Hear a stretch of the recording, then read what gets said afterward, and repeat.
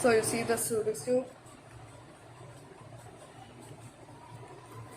To flip the center upside down, you need to just move the middle layer up, then left, up, left, up, left, up, left, up. Keep doing this until the cube returns to normal. As you can see, it's flipped upside down. You can only see the difference in a stickered Rubik's Cube.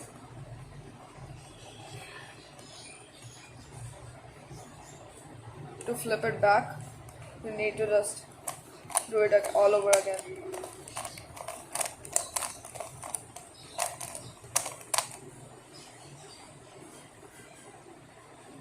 Wait, what the heck?